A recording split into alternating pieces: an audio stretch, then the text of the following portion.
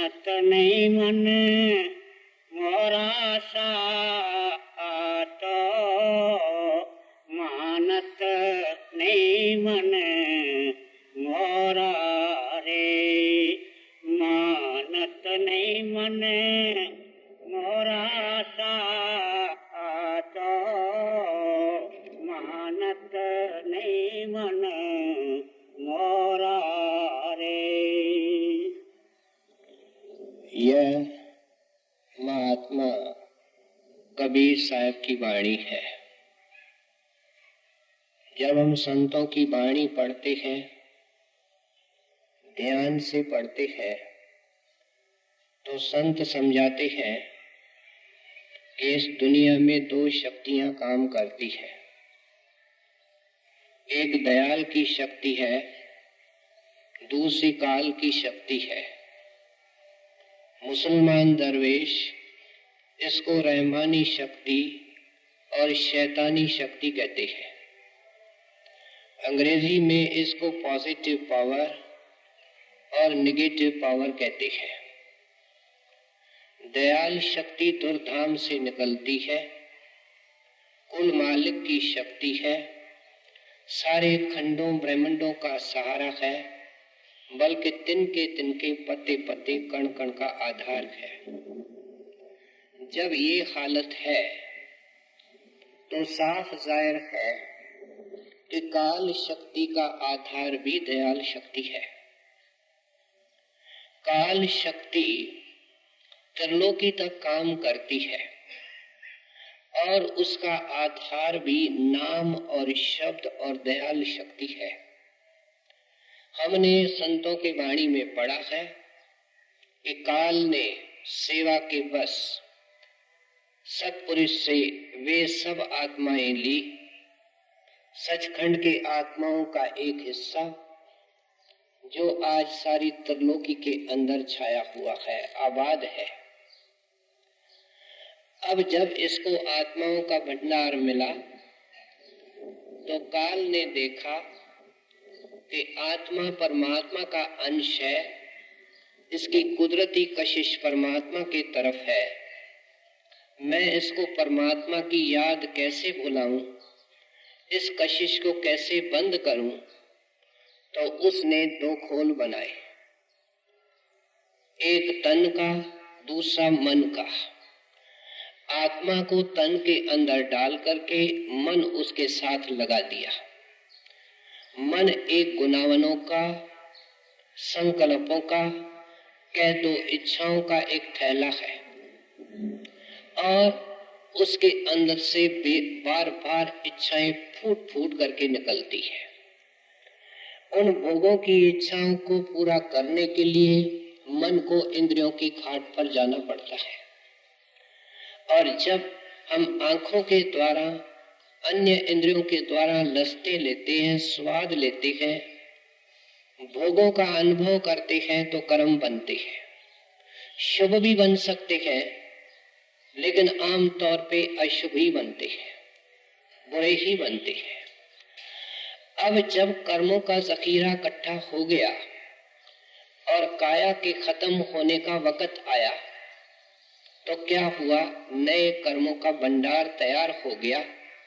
उसके अनुसार काल ने फिर इसको काया में डाल दिया और मन इसका संतरी बना दिया। जैसे कोतवाली के अंदर कैदी होता है, कोठड़ी के अंदर बंद होता है, ताला लगा होता है, संतरी बाहर खड़ा होता है। ये हालत जीव आत्मा की हो गई जब उसने सचखंड को छोड़ा और इस काल शक्ति के हवाले हुई।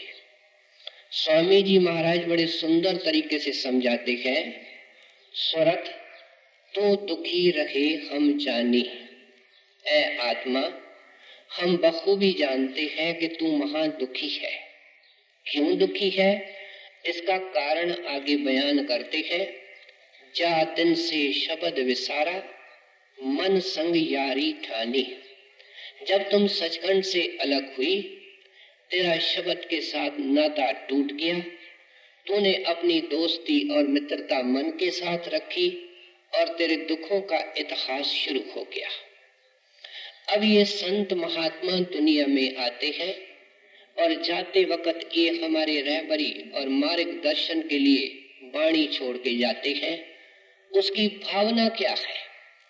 भावना एक है कि ये प्रोसेस उल्टे रिवर्स हो। कौन सी?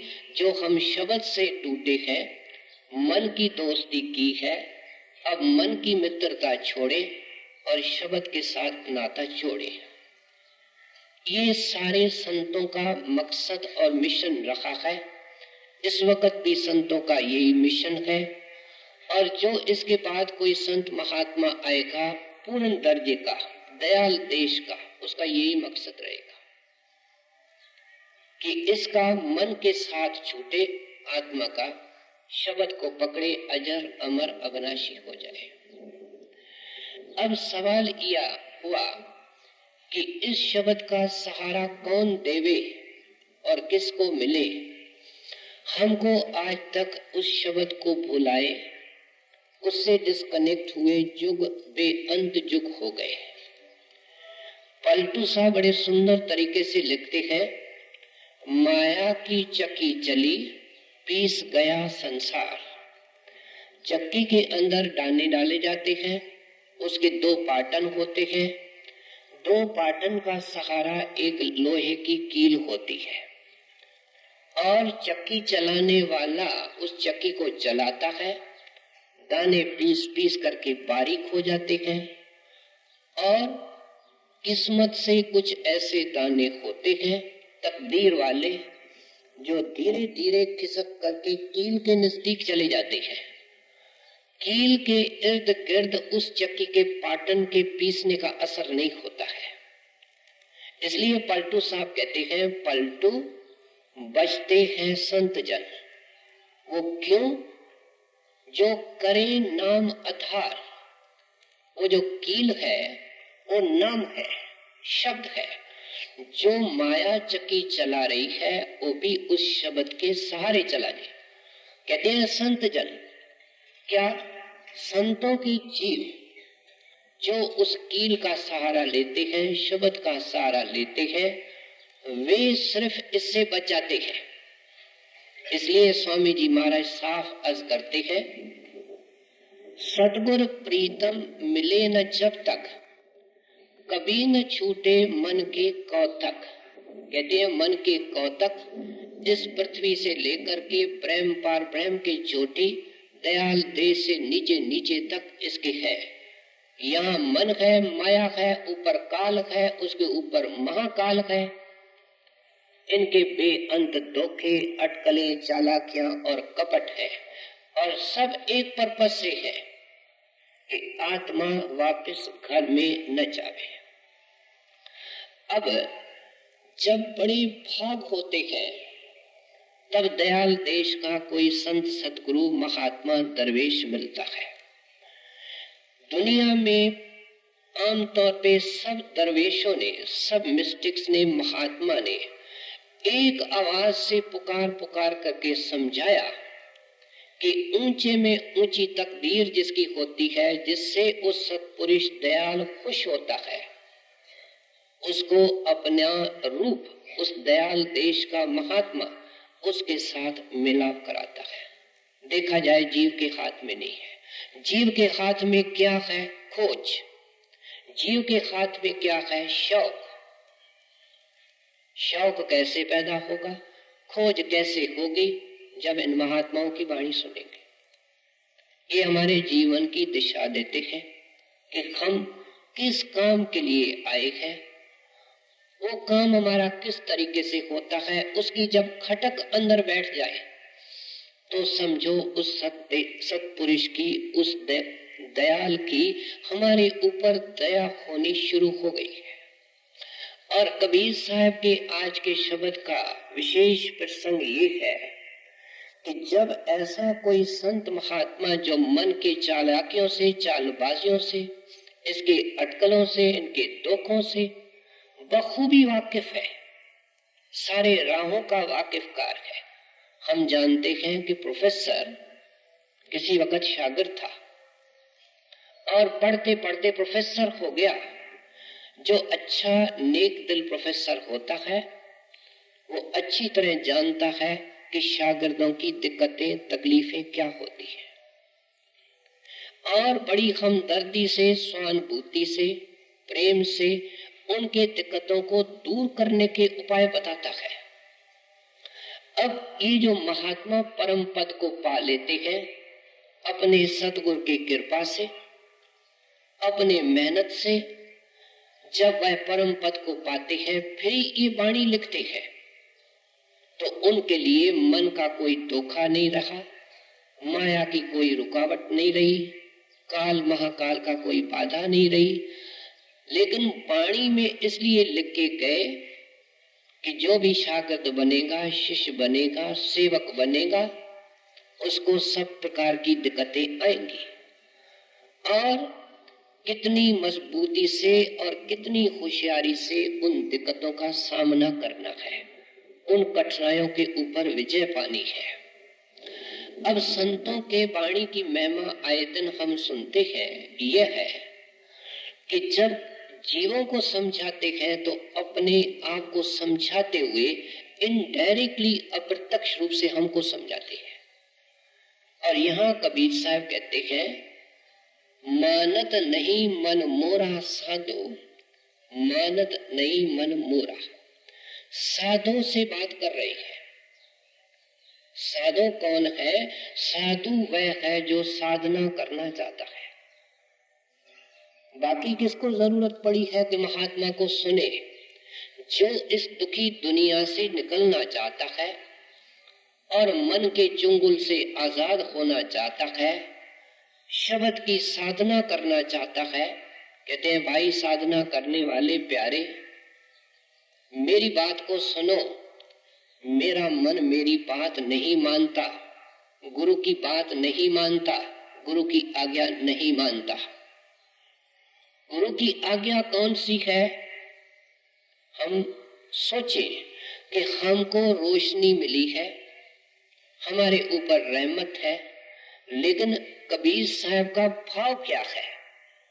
कहते हैं, पहली शिक्षा ये मन नहीं मानता कि इंसान का चोला व्यर्थ चला गया, फिर सतगुरु मिला तो सफल होने की आशा हुई और उस हिस्से को भी ये मालिक की भक्ति में खर्च नहीं करता। कहता है, ये बात नहीं मानता मेरी। और इसके लिए क्या है? सत्संग में जाना, सेवा करना और खास करके सिमरन ध्यान, जिसको हम भजन कहते हैं, वो करना। ये सब बातें मेरा मन नहीं मानता। और साधना करने वालों को ऐसा दो समझा रहे हैं कि आपका मन भी ऐसा करेगा। जब आपको सतगुरु मिलेंगे, जब आपको रोशन राह मिलेगी, सिमरन ध्यान की दया होगी। सिमरन ध्यान क्या है? मन को कैद करना, और कोई भी कैद होना पसंद नहीं चाहता है। मन को यहाँ बिठाए रखना, एकाग्र करना, ये मन को एक ठिकाने पर बिठाना है। फोटोग्राफर जब हमारी तस्वीर खींचता है तो कहता है कि 5 मिनट, बल्कि 1 मिनट स्थिर होकर के खड़े हो जाओ।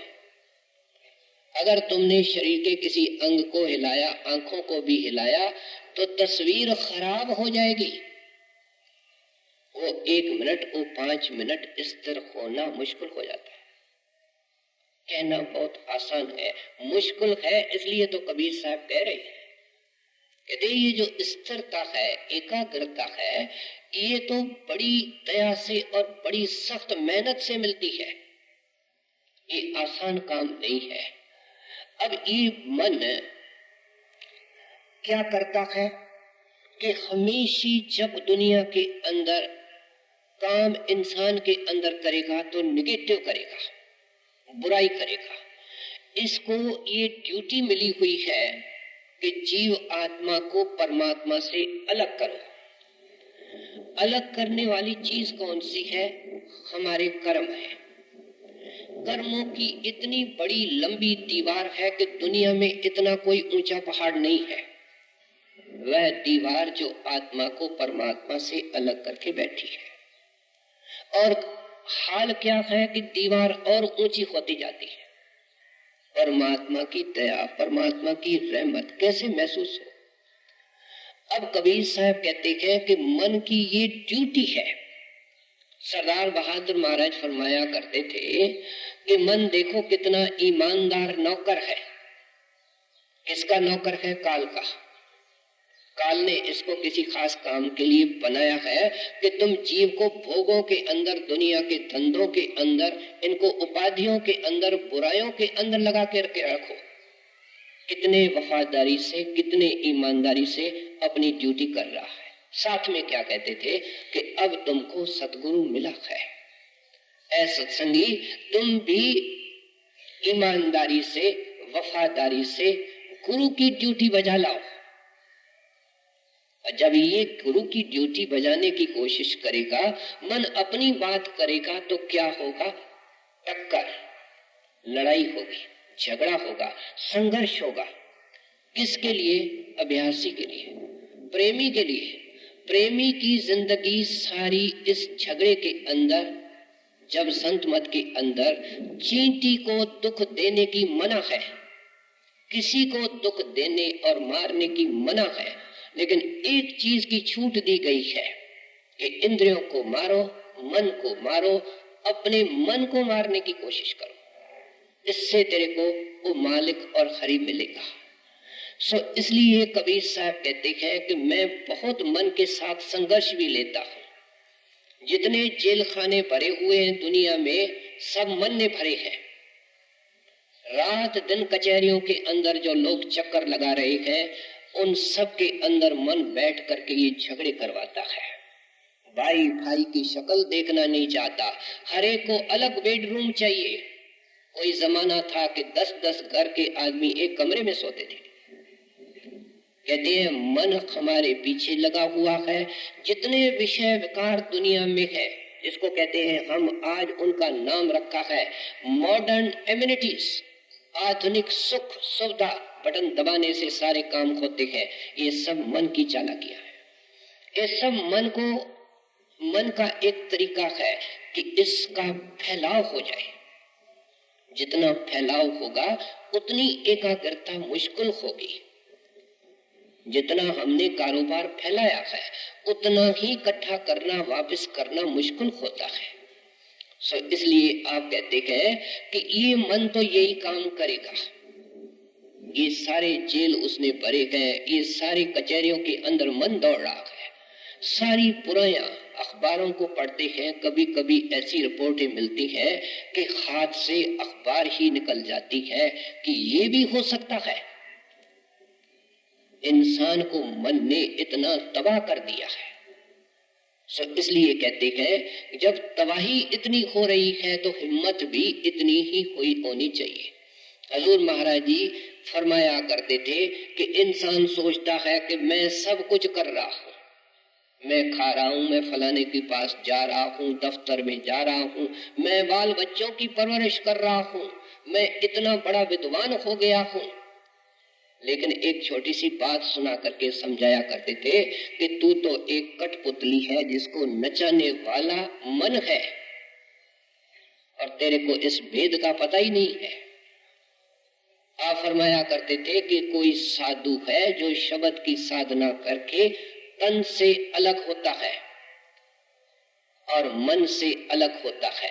यहाँ पहुंचे तो इस तन से अलग हो, और इस शरीर के अंदर जो मन काम करता है उससे अलग हो। सूक्ष्म मंडल को पार करे तो सूक्ष्म शरीर और सूक्ष्म मन से अलग हो। ब्रह्म के देश को पार करे तो कारण शरीर और कारण मन से अलग हो। 3 प्रकार के शरीर और 3 प्रकार की मन की अवस्थाएं। कहते हैं जो साधु इनसे अलग होता है वो मन को अलग समझता है। ऐसा एक साधु बाजार से जा रहा था, उसने मन को कहा, ऐ मन, तेरी मैंने इतनी महिमा सुनी है कि 1 मिनट के अंदर कुछ का कुछ कर देते हो, कुछ तो खेल बताओ। साधुओं का मन वफादार नौकर होता है। कहता है महाराज क्या देखना है, आप यहीं तो खड़े हो जाओ, बाजार से जा रही है, सामने दुकान पर दृष्टि जमा दो, मैं आपको अपना खेल 2 मिनट में दिखाता हूँ। एक ग्राहक शहद लेने आया, दुकानदार का नौकर शहद से बोतल से निकाल करके शहद देने लगा। कुछ शहद की बूंदें नीचे गिर गई, उनको खाने के लिए मक्खियां आ गई। दीवार पर कोई छिपकली बैठी थी, वो उन मक्खियों को खाने के लिए आ गई। दुकान वाले ने बिल्ली पाल करके रखी थी, उस छिपकली को खा गई। नीचे ग्राहक आए थे, उनके पास कोई पालतू कुत्ता था, वो वहां से उठ करके बिल्ली के ऊपर आया, उसको घायल कर दिया। नतीजा क्या हुआ कि एक तरफ तो दुकानदार और उसके नौकर और दूसरी तरफ ग्राहक और बाजार वाले, खूब झगड़ा हुआ, हाथापाई हुई, धक्का मुक्की हुई। मन कहता है महाराज ये मेरा खेल 2 मिनट का है। अब इसके अंदर ग्राहक क्या समझ रहा था कि मेरे को शहद की जरूरत है, मैं शहद ले रहा हूँ। नौकर ये सोच रहा था मैं शहद बेच रहा हूँ। छिपकली अपने लेवल पे सोच रही थी। इस तरीके से बिल्ली और कुत्ता न सिर्फ वे तो नीचे लेवल के जीव है, लेकिन दुकान के ग्राहक और सेठ उस तरीके से सोच रहे थे, तो इसका दोष है, वो सोच रहे थे इसका दोष है, जबकि सारा खेल 2 मिनट के अंदर मन ने करके बताया। आप कहते थे कि ये सारी त्रिलोकी मन का खेल है, यहाँ स्थूल खेल है, सूक्ष्म मंडल में सूक्ष्म खेल है, और उससे ऊपर जाओ तो और बारीक खेल है, लेकिन है सारा मन का खेल।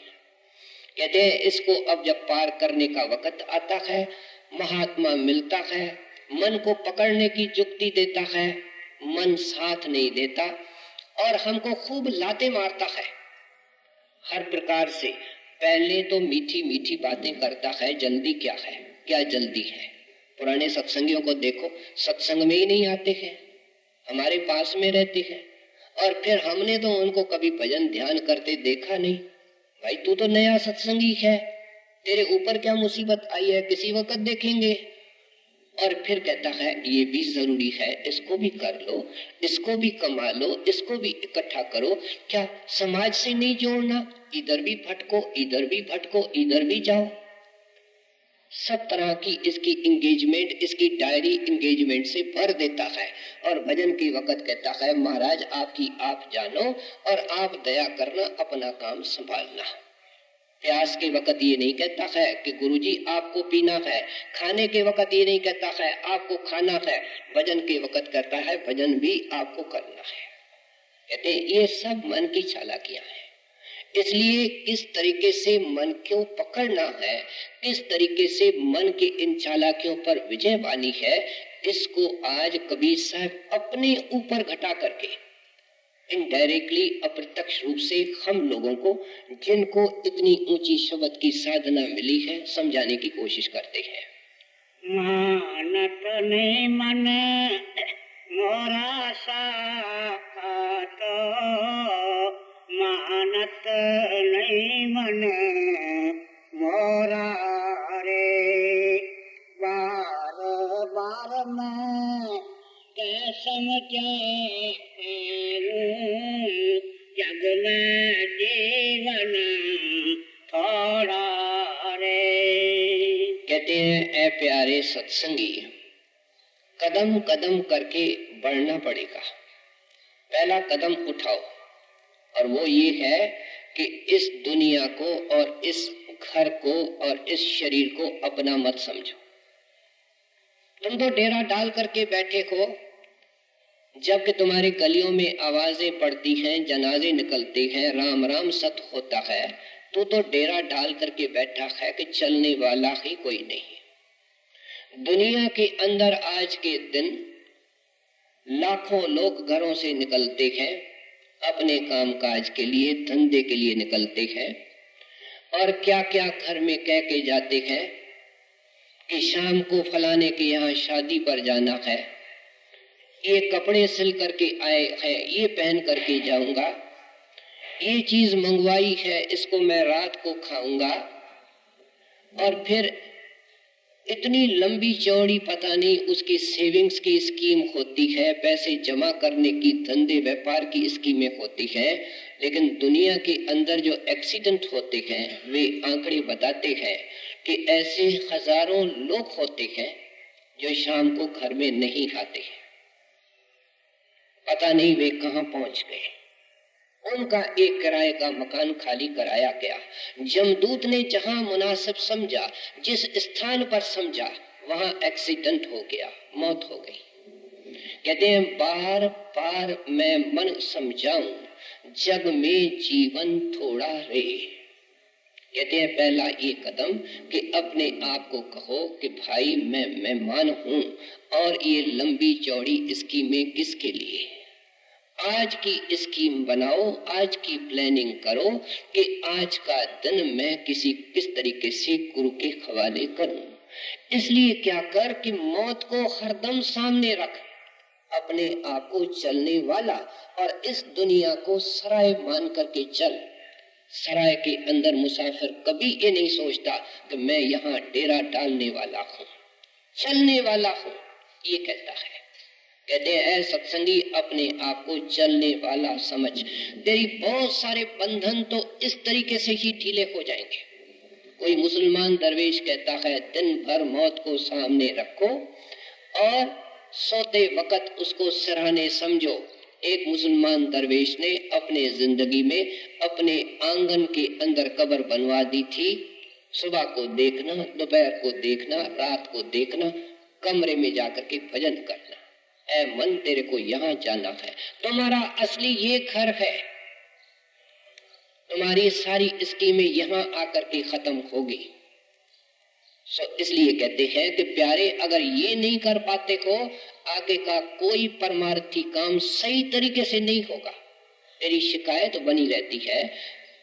कबीर साहब तर्जुमानी कर रहे हैं हमारे तरफ से, जो हमारे अंदर गुजरता है और हमारी शिकायत है कि मन नहीं लगता है, मन में शांति नहीं है, उसका उत्तर दे रहे हैं कि ये मन कैसे नाम के अंदर लग करके गुरु के चरणों से लाभ उठा करके शांत हो सकता है, ठंडा हो सकता है। कहते हैं पहला कदम ये उठाओ। हमने हसन बसरी की वार्ता सुनी है कि वो निपट दुनियादार था, सब प्रकार के धंधे करता था, हीरे जवाहरात का व्यापार करना, बड़े बड़े आदमियों से दोस्ती रखना, एक जगह से दूसरी जगह में जाना, ये उसका धंधा था। एक वजीर के पास आया चल करके, तो वजीर कपड़े पहन करके तैयार होकर के बाहर जाने वाला है। कहता है जनाब, उनका वाकिफ था, मैं आपके लिए आया हूँ। कहते हैं अभी तो मुझे बहुत जरूरी काम से जाना है। फिर मेरा, कहते तू भी मेरे साथ चल, फिर वापस आकर के तेरे हीरे जवाहरात देखेंगे। जब वहां पहुंचे तो चलते चलते एक अति सुंदर मैदान आया, उसके अंदर महा सुंदर एक फुलवारी थी, अति खूबसूरत एक टेंट या खेमा या तंबू लगा हुआ था रेशमी।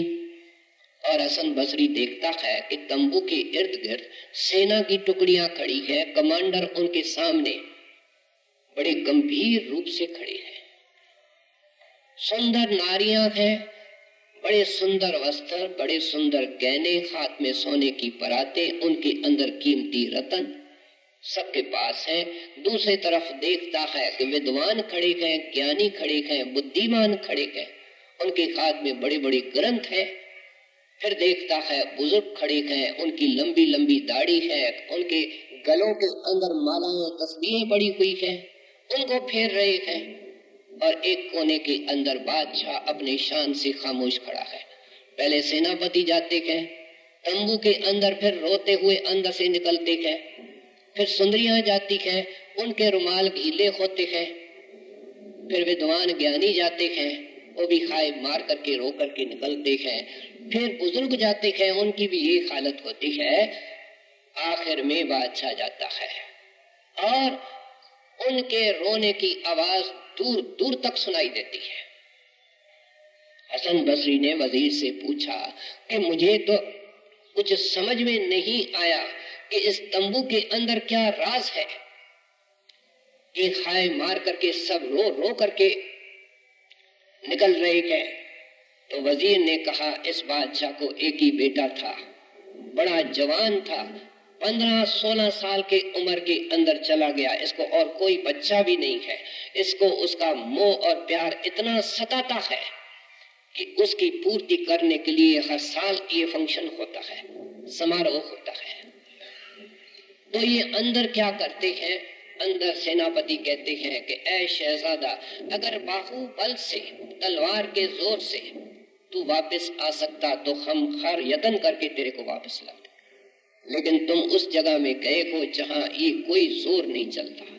इस तरीके से सुंदरियां कहती है कि धन के जोर पर, हमारे सुंदरता के, हमारे प्रार्थना के जोर पर ऐ शहजादा तू वापस आ सकता, हम इसलिए तो मौजूद हैं, सब कोशिश करने के लिए तैयार है, लेकिन मजबूर है, लाचार है। इस तरीके से ज्ञानी कहते हैं, मंत्रों से, श्लोकों से, ज्ञान ध्यान की बातों से ऐ शहजादा तू वापस आ सकता तो हम हर प्रकार का यत्न करने को तैयार हैं। बुजुर्ग कहते हैं, हमारे हाथ जोड़ने से, दुआ मांगने से, इबादत करने से तू आ सकता तो हर प्रकार की हम कोशिश करते। आखिर में बादशाह जाता है कि मेरे पास कोई कमी नहीं, मेरे पास सारे साधन हैं, और सारे साधन जुटाने के बावजूद भी शहजादा मैं तुमको वापस नहीं ला सकता। जब हसन बसरी ने ये बातें सुनी, ये रुईदात देखी, तो उसके मन के अंदर इतनी चोट आई, इतना वैराग पैदा हुआ कि सारे हीरे जवाहरात लोगों के बीच में बांट दिए और जिंदगी के असली मकसद के खोज में निकला, दरवेशों के खोज में निकला। और हमने उनकी कई बातें सुनी है सत्संग में, वो खुद बड़ा दरवेश हो गया। कहते हैं प्यारे, पहला कदम ये कि अपने आप को चलने वाला समझ। अगर तुमने अपने आप को ऐसा नहीं समझा, तुम्हारा भजन नहीं बन रहा है, तेरा मन लग नहीं रहा है, और न लगेगा न भजन होगा। बार बार मैं क्या समझाऊं,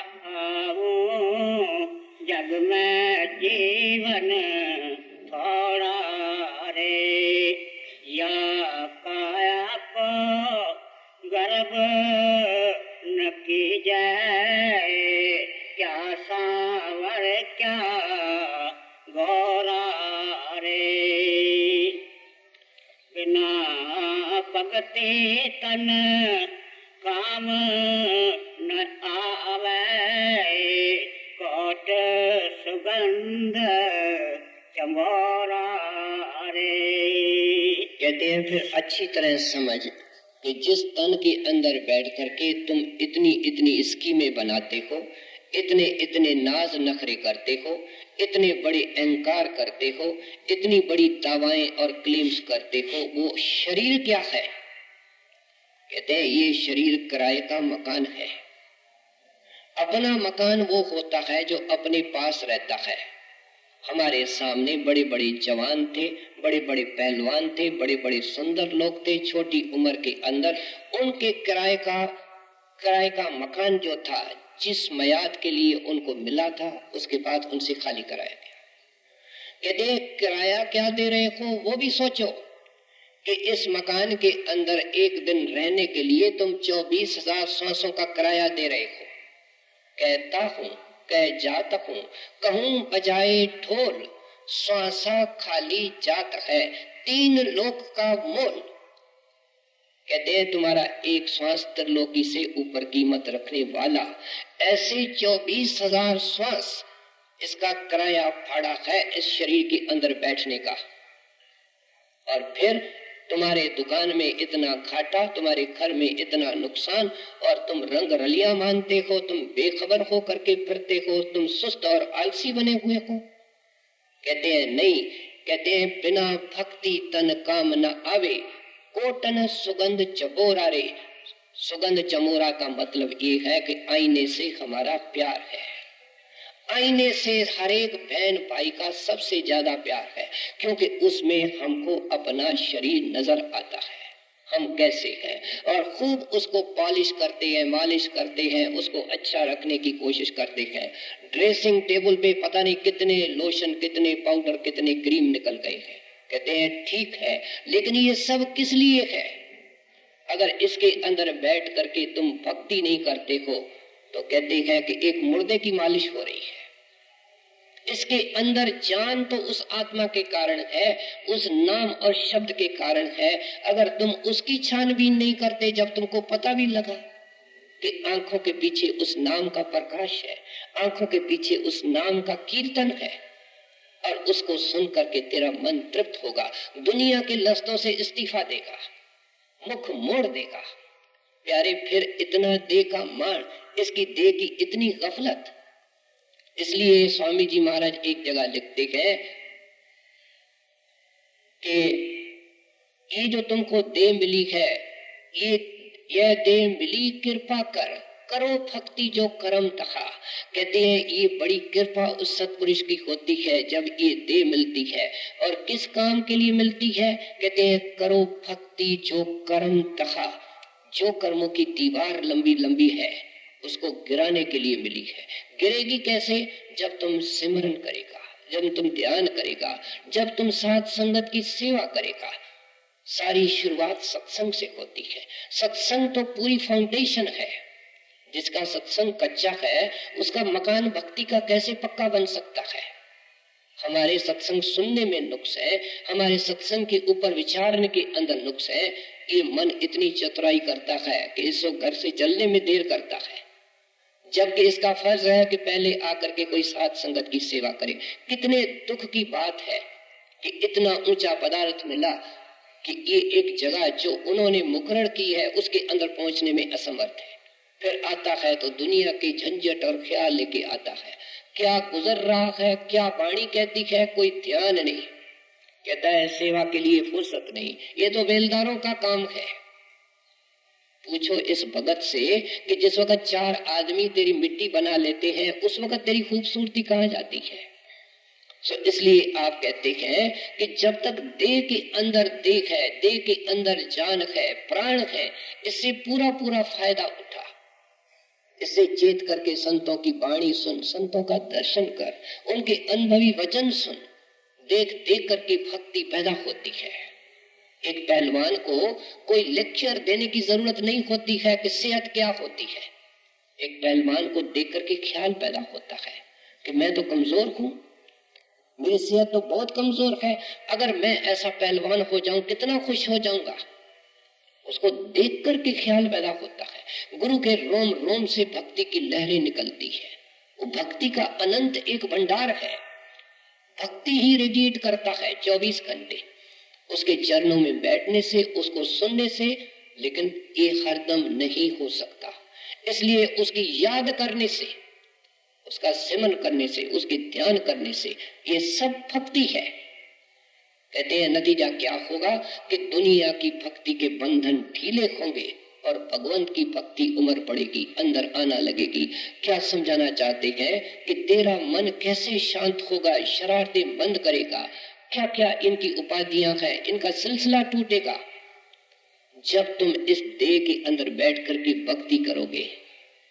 आप मिसाल दिया करते थे हजूर महाराज जी कि एक आदमी घोड़ा रखता है, उसको चारा खिलाता है, अच्छे में अच्छा चारा खिलाता है और अच्छे में अच्छा भोजन देता है, पानी देता है, स्तबल को साफ रखता है, मालिश कराता है। लेकिन घोड़े के ऊपर सारी जिंदगी सवार तक नहीं हुआ तो उसके अक्ल और बुद्धि के ऊपर अफसोस आता है। कहते हैं प्यारे, इतने सुख सुविधा के सामान, सोना बिछौना एक क्लास होना चाहिए, कमरा एक क्लास होना चाहिए, कपड़े वस्त्र जूते बहुत अच्छे होने चाहिए, यार दोस्त सुंदर होने चाहिए, सब चीज अच्छी होनी चाहिए। लेकिन किसके लिए? कहते हैं जो असली काम शरीर से लेना है कि सुबह को उठ करके बैठना। क्या तुमने ये किया? महाराज एक सेंटेंस के अंदर सत्संगी से सवाल पूछते थे कि मालिक ने इतना कुछ दिया, उसका शुक्र किया? और साथ में कहते हैं शुक्र करना क्या है? 3 घंटे उठ करके सुबह को बैठना। कहते तुमने शुक्र किया। दात बदलती रहती है लेकिन दातार तो नहीं बदलता है। उस दातार को देखा किसने? उस दातार को दिखाने वाला सतगुरु है। दातार वही है, लेकिन जब वो दिखाना चाहता है तो सतगुरु बन करके आता है, मसीहा बन करके, दरवेश बन करके आता है। कहते हैं उसका कहना प्यारे मानो और अपने तन मन का जोर लगा करके भक्ति करो। एक दरवेश का वचन है कि ऐ गफलत करने वाला अभ्यासी, मेरी बात को सुनता जा, कि 5 मिनट का जो सूरज शब्द का अभ्यास है, नाम की कमाई है, उसके अंदर तुमको इतना मिलेगा कि सारी जिंदगी सारी दुनिया की मजदूरी करोगे तो नहीं मिलेगा। क्यों? सोच समझ के कहती है, क्योंकि वो जो मजदूरी सारी दुनिया की ये करेगा, सारी जिंदगी करेगा, वो फल संसारी है, और ये वो फल है जिसको ऊपर ले जाएगा, जो इसके बंधन खोलेगा। संतों महात्माओं के वचनों के ऊपर विचार होना चाहिए कि संत हमारे ख्याल को कितना ऊंचा करना चाहते हैं। आप समझाते हैं, प्यारे सब कुछ होगा, नाम इसलिए दिया गया है कि सब कुछ हो, लेकिन तेरे हिस्से के अंदर क्या आता है वो मैं तेरे को समझाने की कोशिश करता हूँ। ना पगते तन काम न आवे, कोट सुगंध चमोरा रे, चोर चोर तन बात बिगोचे, लाखन कोट करोड़ा रे। कहते हैं, तेरी तकदीर के ऊपर मुझे अफसोस आता है ऐ प्यारे सत्संगी, कि तू बार बार अपने पासबुक को देखता है कि अब इसमें कितना है, अब इसमें कितना है, अब इसमें कितना है, और जैसे जैसे बैलेंस बढ़ता है तेरा मन भी खुश होता जाता है। लेकिन तुमने कोई परमार्थ का पोता मेल रखा, कोई हिसाब किताब रखा? वो कहता है पता नहीं 1977 में नाम मिला, 78 में मिला, 79 में मिला, उनको याद तक नहीं है। कहती है ये हिसाब किताब है जो साथ चलता है। तुम कितना कितना समय दुनिया को दे रहे हो, कितना माल के सेवा में लगा रहे हो, इसका हिसाब किताब जाकर के बड़ा बेटा आगे फर्क करता है। इसलिए कहते हैं इसको वक्त देने की कोशिश करो। तेरा हाल क्या है कि तू संसारियों की तरफ देखता है। सत्संगी संसारियों को तो छोड़ो, सत्संगी सत्संगी को मिलने जाता है। कहता है इतने छोटे मकान में रहते हो, रसोई तुम्हारी ऐसी है, तुम्हारी बैठने की जगह ऐसी है, हमने तो अपने बच्चों को विलायत में भेज दिया, खूब पैसे इकट्ठे हो गए, हमारे मकान तो चल करके देखो, हमारे ठाठ तो देखो। वो बेचारा बोला भगत जो उस झोपड़ी में बैठ करके कमरे के अंदर भजन करता है वही दुविधा में पड़ जाता है। कहता है अरे मैं ही बेवकूफ निकला, ये कितना सियाना निकला, इसने तो बहुत कुछ कमा लिया और मैं यहाँ कोटे में बैठा हूँ 2-3 साल से, अभी तक तो महाराज ने मुझको दिखाया ही नहीं। उसके मन के खाट को बदल देता है। Disservice to himself and disservice to सत्संगी, अपना घात और दूसरे का घात, यही समझा रही है। कहते हैं लाख करो करोड़ करो, वो पापों के बगैर इकट्ठे नहीं होंगे। पापा बाजो होए न कट्ठी, मोया साथ न जाए। ये क्या है? पैसा, माया। कहते हैं पापों के बगैर इकट्ठी नहीं होगी। तुम्हारी जो यहाँ वकालत करते हो कि टैक्सों की चोरी जरूरी, रिश्वत देना और लेना जरूरी, बेटा ये वकालत ऊपर नहीं चलती है, ऊपर दूसरी कचहरी है। बेटा जो कुछ तेरा हाल होता है उसके लिए शास्त्रों को पढ़ना चाहिए, बल्कि कहना ही कुछ अच्छा नहीं लगता है। सो इसलिए कहते हैं कि ये जो तुम यहाँ इस माया को इकट्ठा करने के लिए कहते हो, ये तो तुम्हारे बच्चे लूटेंगे, शराबी कबाबी बनेंगे, व्यभिचारी बनेंगे, और तू जब चलेगा तेरे पैसे सब यहाँ और पापों की गठड़ी तेरे साथ। वो तेरे सिर पर, तेरे को अंधा किया जाता है या अंधेरे में चलाया जाता है, और गठड़ी तेरे सिर पर है। तू रोता है कि हाय मैंने क्या किया। जिसके लिए क्या वो तो वहां बैठे हैं, और जिसके पाप किए वो मेरे साथ है। ये नहीं कहते हैं तुमने किसके लिए किए तुमने है, पाप तेरे साथ है। कबीर साहब कहते हैं मन में संतोष रखो, प्यारे भजन करना चाहते हो तो कोई लकीर खींचो, 2 रोटियां मिलनी चाहिए। बाबा जी महाराज ने परमार्थी पत्रों को पढ़ के देखो, एक एक वचन हीरे से ज्यादा कीमत रखने। बड़े हजूर को लिखते हैं, मैं सत्संगी की जीवन को एक लाइन में बयान करता हूँ कि जो 2 चीजों पर निगाह रखता है, कि एक रोजी रोटी जिससे कि शरीर की पालना हो सके, और एक आत्मा की रोटी जिससे कि आत्मा को शक्ति मिले, आत्मा का पानी जिसमें उसकी प्यास मिटे, भजन सिमरन। इसके अलावा तीसरी चीज की तरफ सत्संगी का ध्यान नहीं जाना चाहिए। इतने महापुरुष के डेरे में जाकर के लाखों लोग माथा टेकते हैं, क्योंकि उन्होंने जिंदगी में ये 2 काम रखे। जो उन्होंने जिंदगी में रखे, जो जिंदगी में किया, वो जिंदगी में समझाया। हमारे अंदर से, हमारे मुख से वो बात निकलेगी जो हम सोचते हैं, जो हम सोचते हैं वो करते हैं, और जो सोचते हैं वो बोलते हैं। बाबा जी लिखते हैं, ये दो काम अपने सामने रखो कि जैसे ओछा छोटा मोटा गुजारा हो और आगे हमारा परलोक सुहेला हो। मालिक के दरगाह में उजल मुख लेकर के ये जावे। कहते हैं इस माया ने तो सबको कालिक लगा दी, काला कर दिया। जो सफेद बेचारा घर से निकल के आया उसका मुंह कपड़े काले करके यहाँ से ले गया, क्या फायदा हुआ। कहते हैं इसलिए शंकर आचार्य से किसी ने पूछा कि परमार्थ का राज बताइए, थोड़े लफ्जों के अंदर कोई ऐसी शिक्षा दो कि परमार्थ फलदायक हो जाए। कहते हैं भाई संतोष के पीछे पड़ो, सब काम हो जाएंगे। आप समझा रहे हैं, ऐ प्यारे संतोष रख करके नाम की कमाई कर। संतोषी आदमी नाम की कमाई कर सकता है, भजन कर सकता है, सिमरन कर सकता है।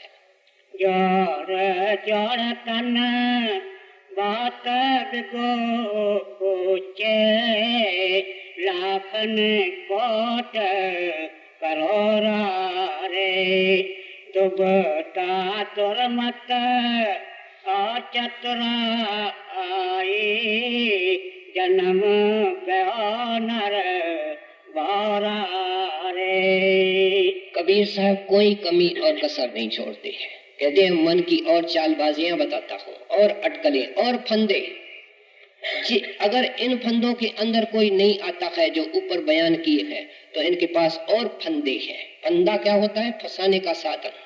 और वो क्या है? कहते हैं दुबदा, दुर्मत और चतुराई। तीन फंदों का जिक्र कर रहे हैं। दुबदा क्या है कि मैं इन गर्मी के छुट्टियों में कश्मीर की सैर करने जाऊं कि डेरे में महाराज के दर्शन करने जाऊं। भाई ये दर्शन तो होते रहते हैं, एक बार तो कश्मीर देख लें, सारी दुनिया में उसकी महिमा है। ये दुबदा है, ये स्वार्थ और परमार्थ के बारे में फैसला नहीं कर पाता, उनकी पूरी कीमत नहीं लगा सकता है। इसलिए क्या होता है, आराम से परमार्थ को छोड़ता जाता है, और एक बार जब ये छोड़ना शुरू करता है तो छूटता ही जाता है।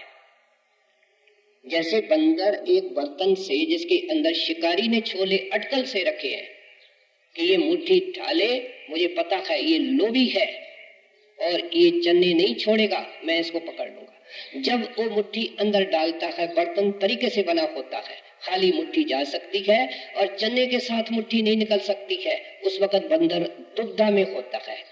कबीर साहब दुबदा क्या है उसको समझा रही है। मन में एक ख्याल बंदर के आता है, चने छोड़ दो, भाग के निकलो।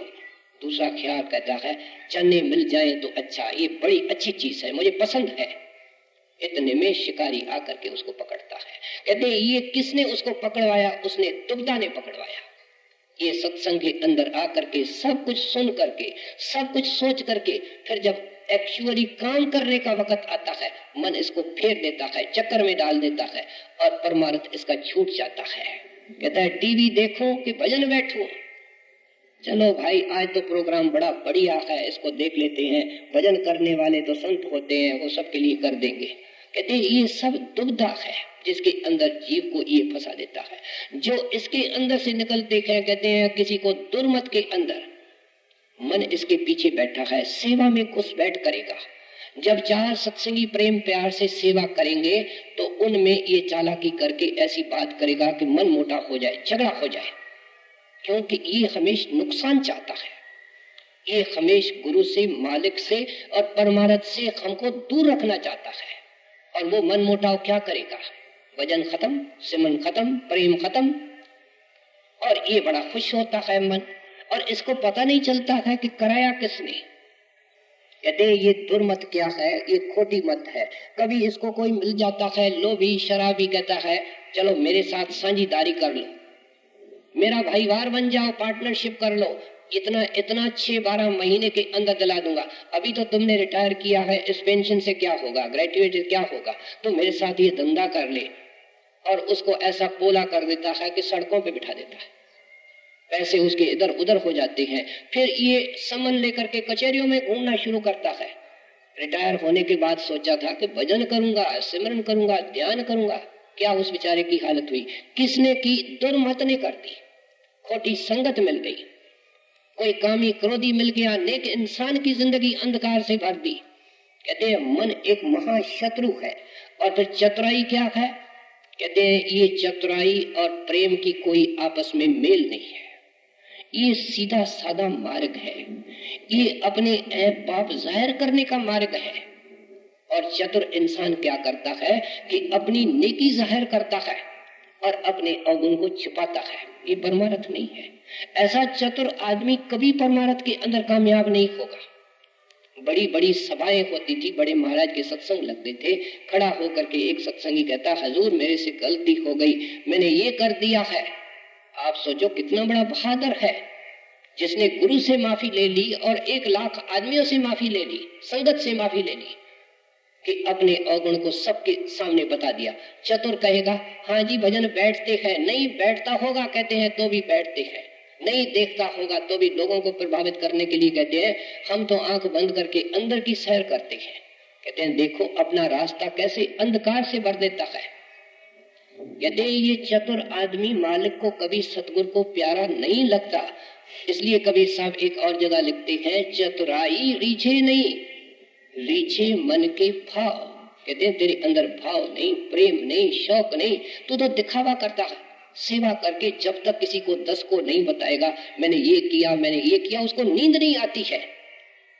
अब उस सेवा के ऊपर इसने पानी फेर दिया। कहते हैं ये सब चतुर आदमियों के काम होते हैं, ये सीधे सरल आदमियों का मार्ग है जिसके अंदर भजन सिमरन में तरक्की होती है, मन शांत होता है, गुरु के नाम के जोहर का पता लगता है कि गुरुदेव ने हमको क्या बख्शा है। कबीर साहब बड़े सुंदर तरीके से सिस्टमेटिकली समझा रहे हैं कि मन कदम कदम पे हमारे रास्ते को किस तरीके से रोकता है।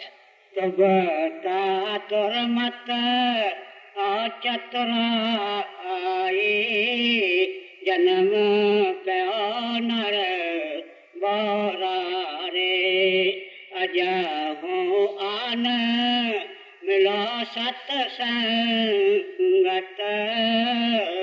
सतगुरु मान निहोरा रे। कितना प्यार है वाणी में, कितनी करुणा है, कितनी दया है, कितना दया भाव है। अजहू आन मिलो सत्संगत सतगुरु मान निखोड़ा रे। कहते हैं भाई कुछ नहीं बिगड़ा है, 30 साल निकल गए, 40 साल निकल गए, 50 साल निकल गए, मन फिर एक और चालाकी करता है। जो कुछ निकल गया है, जो फुर्सत होती है उसके अरमानों पर विचार करता है। भाई 40 साल निकल गए, कुछ काम नहीं किया, भजन नहीं किया, ये नहीं किया, सेवा नहीं की, सेवा तो नहीं करता, भजन तो नहीं करता, उसके ऊपर बैठ करके चितवन करता है, चिंतन करता है, उन अरमानों में दिन निकालता है। कहते हैं मन की चालाकियों की कोई हद ही नहीं है। वो जो समय इसके पास बचा हुआ है, अजाओ कहते हैं अभी भी आ जाओ। कहाँ आओ? सत्संग में। सत्संग कौन सा? बाहर का सत्संग। बाहर के सत्संग में गुरु का प्यार पैदा होता है, गुरु के सामने जाने में, दर्शन करने से प्यार पैदा होता है, और फिर वो सत्संग हमको अंदर के सत्संग की तरफ ले जाता है। सत एक नाम है, नाम यहाँ है। जिस वक्त यहाँ हम ख्याल रखेंगे उस वक्त हम सत्संग कर रहे हैं। हमको तो सत्संग का सही अर्थ ही नहीं आता है। हम समझते हैं कोई खास जगह होती है, वहां जाना ही सत्संग है। जहां भी आंखें बंद करता है, 1 मिनट ध्यान करता है, 5 मिनट सिमरन करता है, सत्संग सत्संग है। असली सत्संग अंदर है, उसके तरफ जाना ये है, और उस सत्संग से शांति मिलेगी। ये बाहर का सत्संग भी इसलिए है कि उस अंदर के सत्संग सुनने का शौक पैदा हो, शौक पैदा हो और कुछ मेहनत करे। दया इसके अंग संग है। अफसोस इस बात का है कि दया का फायदा नहीं उठा रहा। अब दानी अगर दरवाजा खोल करके दान देवे और दरवाजे के अंदर कोई हाजिर नहीं है, मंगता गलियों के अंदर घूम रहा है, तो दानी देखता है दरवाजे में कोई नहीं। वो दाता सुबह को टोकरी लेकर के हर एक सत्संगी के घर में जाता है, देखता है तो सोए पड़े हैं। स्वामी जी महाराज की एक सेवका थी, उनको स्वामी जी महाराज रोज अंदर में दर्शन देते थे। झोला छोड़ गए थे स्वामी जी महाराज। संत बाहर से झोला छोड़ते हैं, सेवकों से अंग संग होते हैं। लेकिन जो स्वामी बाग में साधु रहते थे, वो एक दिन उस बीवी के पास आए, कहने लगे बीवी हमारी अर्ज सुनो कि तुम स्वामी जी महाराज को बेनती करो, तुम अंदर में उनका दर्शन करती हो कि जो बाग में साधु रहते हैं, साधु का मतलब यहाँ जिन्होंने शादी नहीं कराई थी, उनके ऊपर भी दया करो। माई बड़ी भोली थी, कहती कोई संसारी काम तो नहीं, परमार्थी काम है। जब स्वामी जी महाराज को कहती है महाराज इन साधुओं पर दया करो, स्वामी जी महाराज कहते हैं बेटी तुम पता करना, इस वक्त बाग के अंदर सारे साधु सोए पड़े हैं, सुबह के 4 बजे है, अब दया हो रही है लेकिन वो जो नींद है उसके ऊपर दया निकल जाती है। 2 साधु जाग रहे हैं, उनको दया मिल रही है। पता किया तो उस वक्त बराबर 2 साधु भजन में बैठे थे। सो इसलिए कहते हैं प्यारे अभी भी कुछ नहीं बिगड़ा है, जो कुछ तेरे पास वक्त है इसका फायदा उठाने की कोशिश करो। इसको आगे चल करके किस तरीके से पूरा पूरा फायदा उठाना है कबीर साहब आखिर में समझाते हैं। अजहु आन मिला सत्संगत, सतगुरु मान निहोरा रे, लेत उठाए परत गोई गिर गिर, जो बालक बिन कोरा रे। कहे कबीर चरण चेत राखो, यूं सोई विच दौरा रे। कहते हैं प्यारे अब जब ये सब बातें तुमने सुन ली, अब तुम एक मन होकर के एक चित्त होकर के भजन करोगे। फिर जब तुम भजन सिमरन करोगे तो क्या होगा ये भी मैं तेरे को बता दूं। कहते हैं जैसे एक छोटा बालक होता है और उसको सहारा चाहिए और फिर सहारा भी देते हैं तो भी जमीन में गिर जाता है। क्यों? कि उसके पांव में ताकत नहीं, उसके शरीर में स्थिरता नहीं। माता उसको चाहती है कि आखिर गोद में बच्चा कितने दिन रहेगा, खड़ा होवे, चले, दौड़े, भागे, लायक बने, इसलिए वो जानबूझ करके उसको जमीन में बिठाती है, उंगली पकड़ती है, देती है कि कुछ खड़े होने की कोशिश करे, लेकिन फिर खड़े होकर के फिर गिर जाता है। लेकिन ये एक्सरसाइज के थ्रू हम सब निकले हैं और आज हम दौड़ते भी हैं, भागते भी हैं। कोई वक्त था कि 10 बार दिन में गिरते थे और माता उंगली पकड़ के उठाती थी, लेकिन आज वो बच्चा फिर दौड़ना भी शुरू करता है। कहते हैं यही प्यारे तुम्हारी हालत भजन में होगी कि तुम जब यहाँ बैठोगे तुम्हारा मन बाहर जाएगा, क्योंकि यहाँ वो कैद होता है और कोई कैद होना पसंद नहीं करता। कोई लोग तो कहते हैं सत्संग 5 मिनट ज्यादा हो गया, हमारे लिए तो कैद हो गया। जब इतना ही कैद हमको अच्छा नहीं लगता, जिसमें इतनी अच्छी अच्छी बातें कबीर साहब हमको सुना रहे हैं, तो यहाँ तो एक के पीछे दूसरा, दूसरे के पीछे तीसरा, वही नाम, बार बार नाम। जब मन वैरायटी का आशिक है वहाँ कोई वैरायटी नहीं, अंधकार छाया हुआ है, कौन नाम जपे। कहते हैं मन बार बार यहाँ से भाग जाता है और उस तरीके से है जैसे छोटा बच्चा बार बार नीचे गिरता है। लेकिन कहते हैं तू लगा रहेगा, करते करते आका होगा, सुन प्यारे कर भक्ति। भक्ति क्या है? सुबह को उठ करके सिर्फ नहीं करना, हर वक्त अपने ख्याल को रखना नाम के अंदर, लेकिन उसमें कामयाब होने के लिए वहां बैठना किस तरीके का होना चाहिए। जैसे कबीर कहते हैं नाम और नाम और नाम, सिमरन सिमरन सिमरन। एक नाम ऐसे तरीके से बोले कि उसके बाद मुझे दूसरा बोलना है, और दूसरा बोल ही रहा है तो मुझे तीसरा बोलना है। 2 नामों के बीच में कोई ख्याल और गुनावन नहीं आए, ये सही सिमरन है जिसमें कोई संसारिक ख्याल नहीं। और नरत को यहाँ साथ में टिका करके नाम के साथ रखना, दोनों काम करना। कहते हैं जब तुम ये करोगे तो फिर तुम्हारी वो फीकी अवस्था, रूखी अवस्था खत्म होगी। तुलसीदास जी महाराज कहते हैं बेटा निराश नहीं हो, घबराओ नहीं। गांव के अंदर हमने देखा है कि कुएं के ऊपर पत्थर की चरखी होती है और वहां जो बाल्टी डाली जाती है उसके अंदर सन की रस्सी होती है। पत्थर के ऊपर चलते चलते चलते कोई वक्त आता है कि सन की रस्सी उसके अंदर खड़ा बना देती है। खड़ा बना करके फिर वो बाल्टी आराम से नीचे उतरती चढ़ती है। अगर सन की रस्सी पत्थर के अंदर जगह बना देती है, तेरा मन कितना भी पत्थर है, कितना भी निष्ठुर है, करते रहोगे करते रहोगे। स्वामी जी ने क्या कहा? करते करते आका होगा। आका होशियार, सिमरन चल पड़ेगा। अपने आप होने लगेगा। कहते हैं जब ये अवस्था आएगी फिर तुम्हारा बैठने को दिल करेगा, फिर दुनिया तुमको गर्म लगेगी, लोगों की शक्लें तुझे अच्छी नहीं लगेगी, फिर तुझे कमरा अपना कोना अच्छा लगेगा, फिर तुझे महाराज जी अच्छे लगेंगे, गुरु जी अच्छे लगेंगे, उनका नाम अच्छा लगेगा और तुमको अंदर में भी शांति मिलनी शुरू होगी और तुम्हारे आंखों के सामने वो अंधकार दूर हो जाएगा। तुम्हारा सिमरन आंखों के बीच में जल पड़ेगा, रोशनी आएगी, ठंडक आएगी, शांति आएगी। तो सोचेगा कि गर्मी में सारी दुनिया है, मैं बचा हुआ। कहते हैं करते करते फिर अंदर चला जाएगा। अंदर चला गया तो कहते हैं सारे काम पूरे हो गए। ये इस तरीके से हुआ जैसे मई और जून के महीने के अंदर बड़ी तकलीफ करके बचत की, पैसे इकट्ठे किए, फिर रेल का सफर भी गर्मी में किया, मैदानों में गर्मी होती है, फिर किसी पहाड़ी के नजदीक पहुंचा, बस में बैठा, फिर बस ऊपर चढ़ने लगी और जैसे चढ़ चढ़ करके पहाड़ की चोटी पर गया, कहते हैं गर्मी नीचे। अब मेरे पास गर्मी नहीं है। जिस वक्त हम गर्मी के अंदर परेशान होते हैं, पहाड़ों में लोग चाय पीते हैं, रजाइयों को ओढ़ते हैं, कहाँ है गर्मी?